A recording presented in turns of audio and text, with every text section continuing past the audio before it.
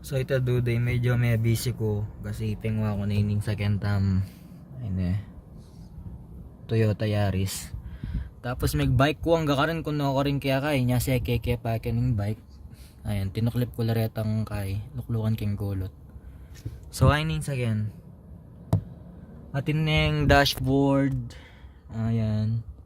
Tinyang yan touch screen niya yan and everything. Potang buklat me.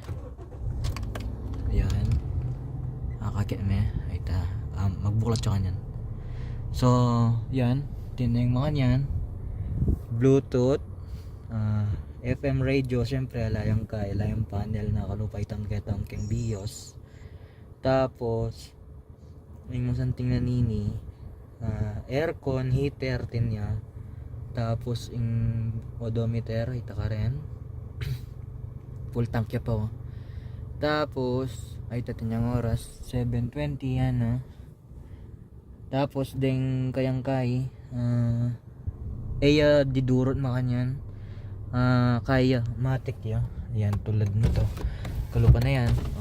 Balami tangking BIOS. Itong gagamitan ko kaya katam. Tapos yan, cute ya. Kasi two door yan. Ayan, nakakit me. Ayun kaya. Nakakit me. Diba? Nakakit me. Iya ko. Ay taya ko. Tas king gulot. Tas king harap. Kompleto yan. Tapos, Nano pa?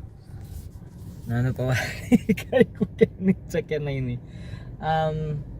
basta bala ang BIOS siya, uning malatiya mo pin. Tapos pota lumuwal ka, padantanya. Pota bala da maniglok. Tsaka ikay kaya pa naman ning bike. King kiluwal, detang kayang mirror, ay ta. Kaya rin, dipindot siya rin.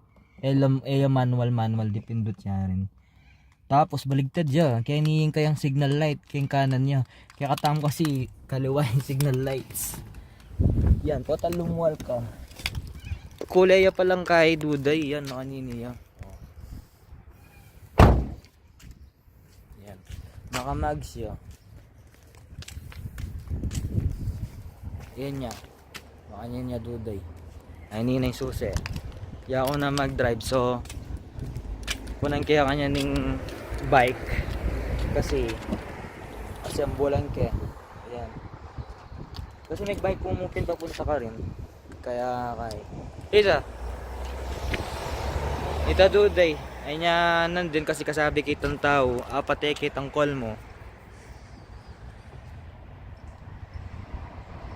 bukas munta ko yan SW pa transfer king name ko tapos kumana ako rin lisensya maanta so ito today mawas ko po ito